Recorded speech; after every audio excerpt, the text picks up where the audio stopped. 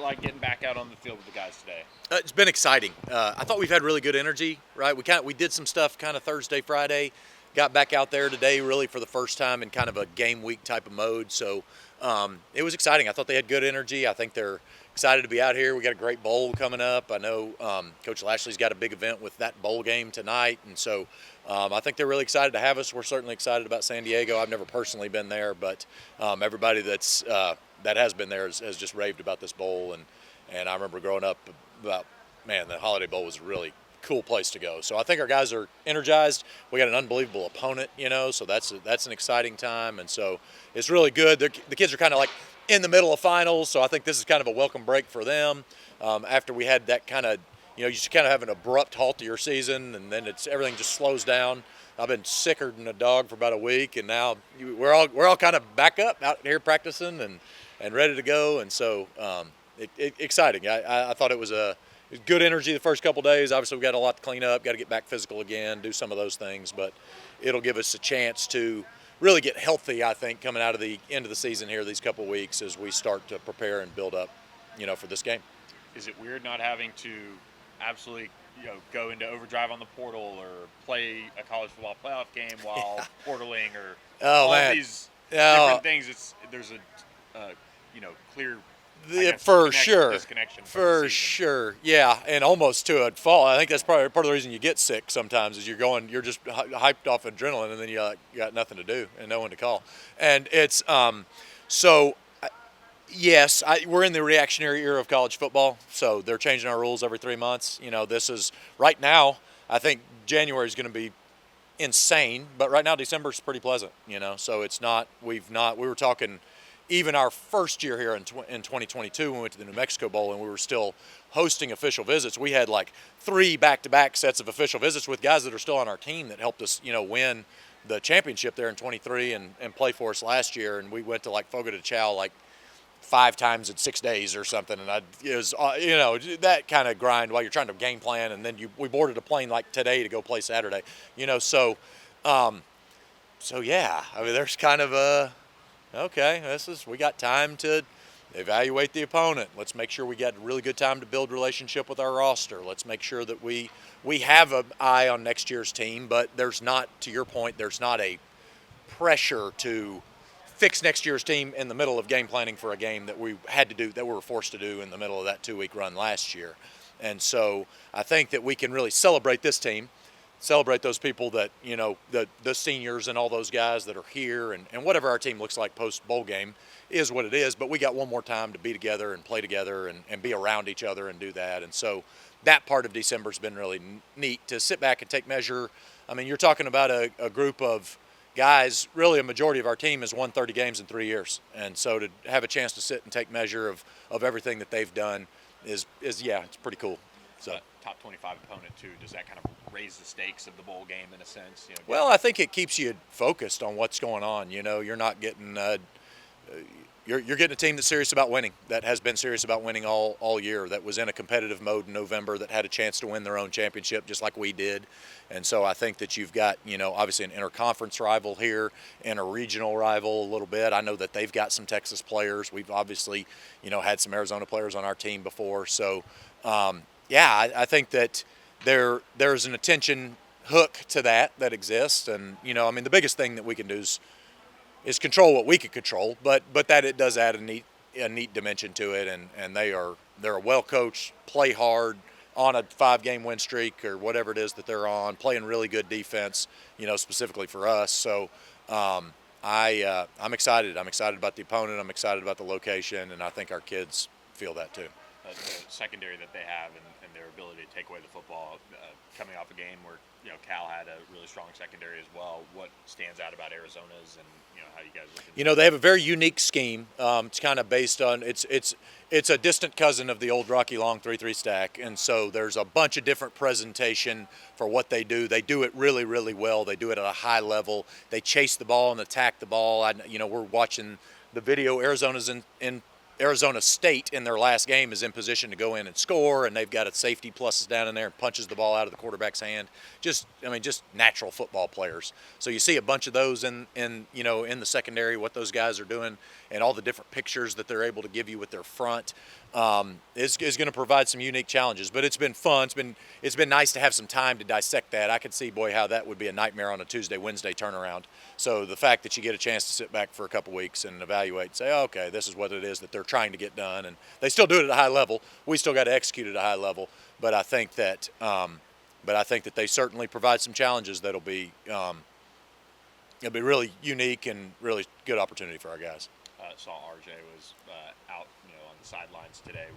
What's the earlier expectation there? He's been battling some injuries here late in the season. I know that he wants to be around our guys. He's trying to go to the he wants to be there. I think that there's some residual frustration from the injury that he sustained a year and a half ago and just trying to get through that. And so he wants to feel as good as he can.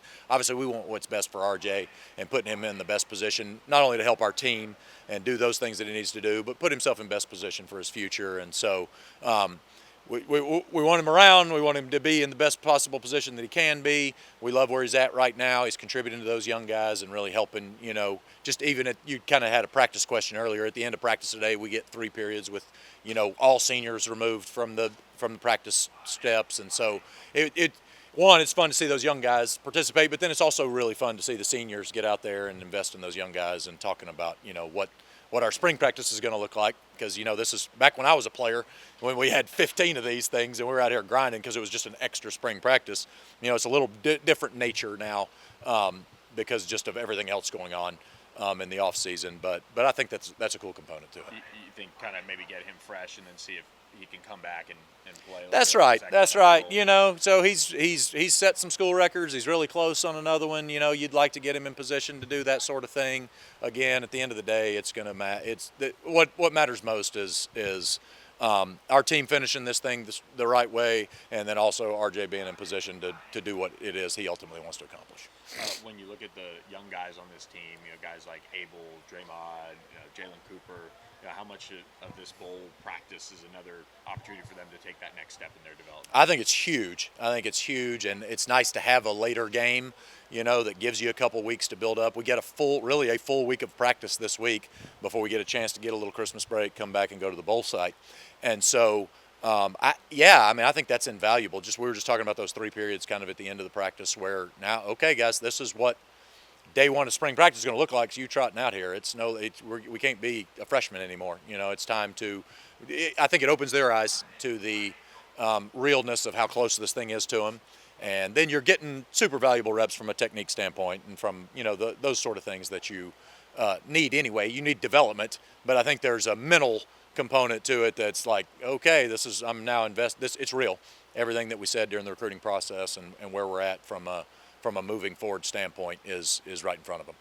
How important is it to just be able to run the ball well against that 3-3-5 and kind of maybe take them out of it? There's a give and take with that, because I think that part of the 3-3 stack is to give up some run plays. It is to frustrate. The nature of that defense provides TFLs, provides negative plays, and so you got to do your best to button that up. And 2, you've got to have patience enough for when something does go wrong to continue to push forward and continue to find ways to run the ball. They play